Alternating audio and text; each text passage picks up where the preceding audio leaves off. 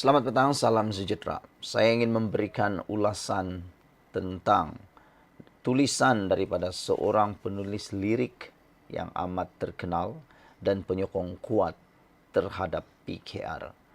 Beliau menulis pilihan raya negeri, PAS nak ubah Selangor jadi Kelantan, PAS nak ubah Selangor jadi Kelantan.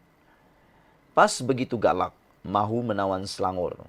Kempen dilancarkan dengan slogan Selangor Baru.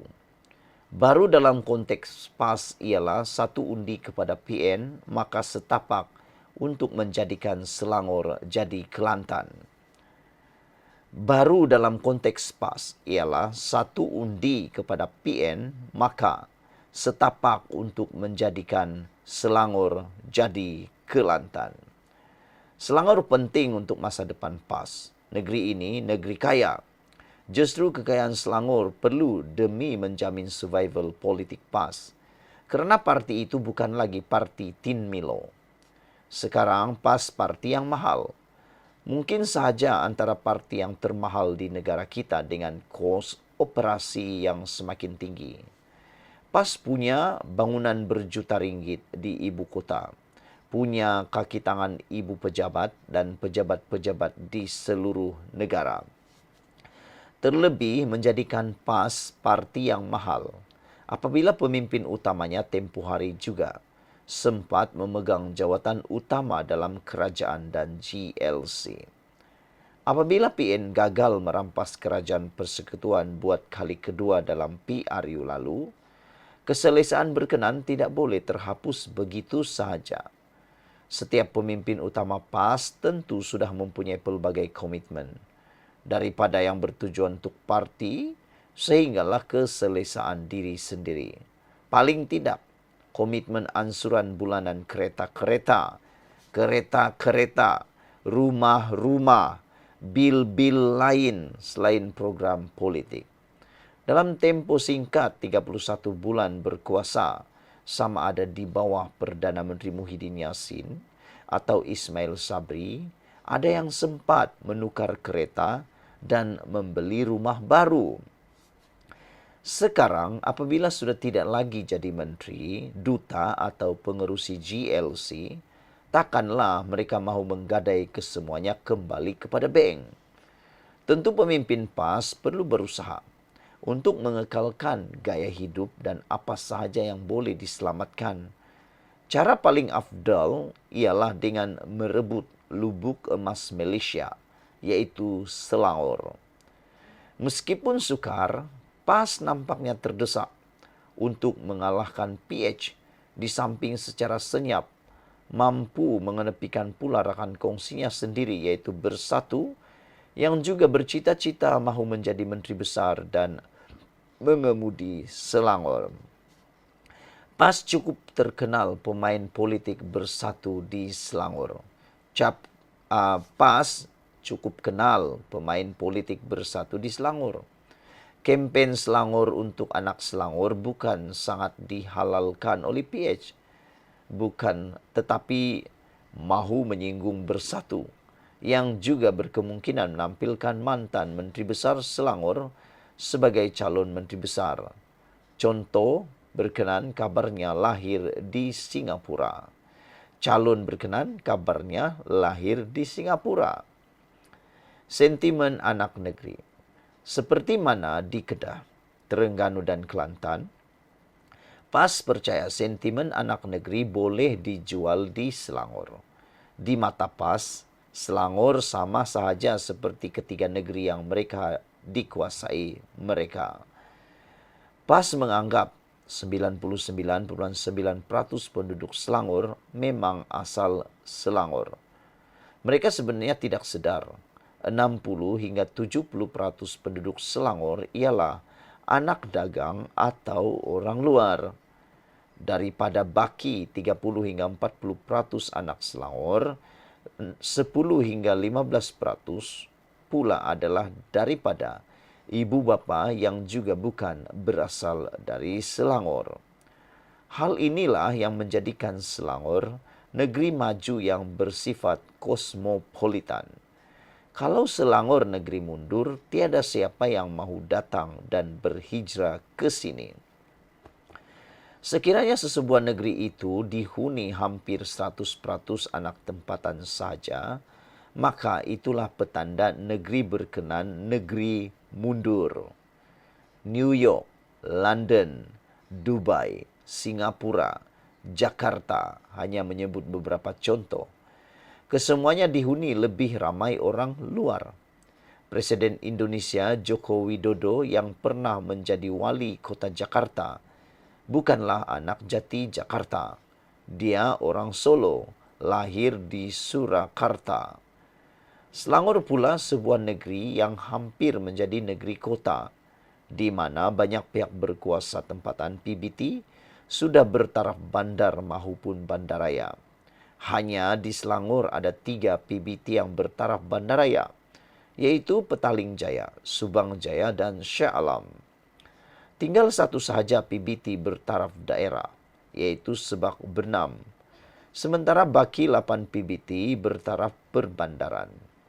Ada 2 lagi yang bila-bila masa boleh dinaik taraf menjadi bandaraya, yaitu Klang dan Ampang. Dalam tempoh kurang 10 hingga 15 tahun lagi, beberapa PBT juga akan bertaraf bandaraya seperti Puchong, Bangi, dan Sepang. Status ini menunjukkan Selangor akan menjadi negeri pertama di Malaysia yang bertaraf negeri kota. Konsep negeri kota itu menyerupai sahaja dengan konsep klasik negara kota yang menjadi asas kepada kegemilangan banyak kerajaan di dunia sejak dahulu. Pas pakai sondol sahaja. Dari Sriwijaya, Majapahit, Patani, dan Melaka, semuanya merupakan empayar negeri kota. Begitu juga di Eropah, seperti kerajaan Yunani dan Rom. Terlebih lagi dalam sejarah tamadun Muslim dari Makkah dan Madinah, dari Abbasiyah ke Uthmaniyah. Semua itu merupakan empayar yang berasaskan negeri atau negara kota. Visi ke depan bagi Selangor ialah menjadikan negeri ini sebagai negeri pertama, negeri kota pertama di Malaysia. Dari sana Selangor bakal muncul sebagai kuasa ekonomi yang sekaligus menjadi teras tamadun Malaysia moden. Pas buta dengan semua fakta ini, mereka main pakai sondol saja. Isu anak jati lawan anak dagang yang cuba dimainkan oleh Menteri Besar Kedah, Sanusi Maknur, tempoh hari, ibarat mahu menarik Selangor ke belakang, menjadi seperti mana mundurnya negeri-negeri yang masih dikuasai PAS yang lain. Sentimen berkenaan hanyalah kepanjangan daripada sentimen kaum yang selalu menjadi mainan parti berkenaan. PAS tidak pernah ada rekod berjaya memajukan mana-mana negeri. Ketika PAS mentadbir sesebuah negeri, negeri berkenaan menjadi semakin mundur dan menyiksakan. Apabila dikritik, dalil dan ayat Quran melimpah menjadi banjir yang menutup kelemahan dan kecuaian mereka. Faktor yang memundurkan negeri-negeri di bawah pentadbiran PAS seperti Kedah, Terengganu dan Kelantan adalah pemikiran jumud dan tingkah laku angkuh pemimpin mereka sendiri.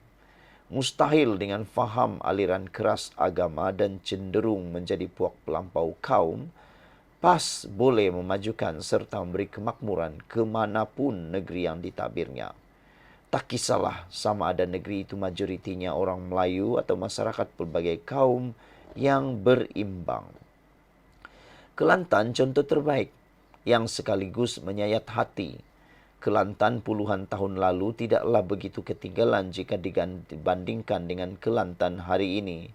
Misalnya, Terminal Bas Kelantan di Kota Baru pada tahun 1980-an adalah setaraf atau sama sahaja dengan terminal bas di negeri-negeri lain.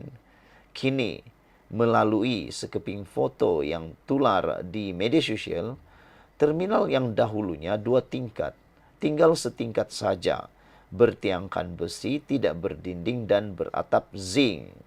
Saudara-saudara sekalian, jika PAS perintah, apa jadi Selangor 10 tahun lagi? Jalan yang dahulunya besar kini juga semakin sempit.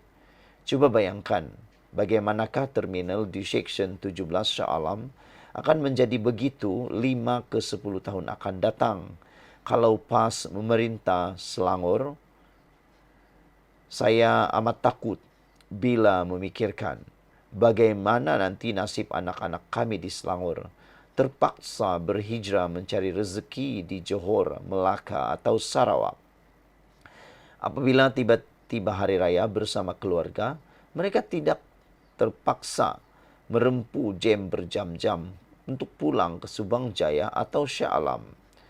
Keadaan berkenan tidak mustahil berlaku kalau PAS menawan Selangor dalam PRN nanti dan kekal menjadi kerajaan selama 30 tahun seperti mana di Kelantan. Turut menakutkan apabila pada hari raya tahun depan, orang Selangor terpaksa menadah tong-tong hitam depan rumah kerana bekalan air terputus serta empangan kering seperti apa yang terjadi di Kedah. Kalau dibiarkan, mungkin penduduk di Sabak Bernam, Tanjung Karang dan Hulu Langat pula mulai mendapat air teh tarik percuma yang disalurkan melalui batang paip ke rumah mereka masing-masing. Bukankah lebih baik kalau Kedah, Terengganu dan Kelantan itulah yang sewajarnya diubah segera menjadi negeri maju yang makmur? Tak boleh tangguh lama lagi. Anak rantau Kelantan yang kini menetap di Shah Alam atau Kaja perlu ikut bekerja sama atau bertanggungjawab. Usah lagi selesa di negeri orang, tetapi pulang nanti memangkah bulan sehingga menyeksa keluarga di kampung halaman. Saya yakin pengundi-pengundi Kelantan yang menetap di Kelantan sudah tidak sanggup lagi hidup tanpa pembelaan dan mereka mahukan perubahan. Kita tidak boleh membuat keputusan atas sentimen parti Islam membela Islam. Islam bukan untuk ditunggangi, bukan untuk digunakan bagi menakut-nakutkan orang Melayu bahawa mengundi PAS menjamin kita ke surga. Politisasi agama dan pembodohan sebegitu sudah berlarutan berpuluh-puluh tahun dan perlu dihentikan segera di dalam PRN kali ini. Perubahan untuk Kelantan, Terengganu dan Kedah memang bukan mudah, tetapi ia tidak boleh ditangguh-tangguh lebih lama lagi. Kalau boleh selesaikanlah sekali ini dan buat selama-lamanya. Ditulis oleh Hasmi Hashim atau turut dikenali sebagai Budi Hekayat. Ialah seorang penulis lirik dan penyokong kuat PKR. Tulisan ini tidak semestinya mencerminkan pendirian Malaysia kini dan pendirian admin Nazilin Unity. Sekian dulu untuk kali ini. Jangan lupa tinggalkan komen Anda, tekan butang subscribe. Kita jumpa lagi. Bye-bye.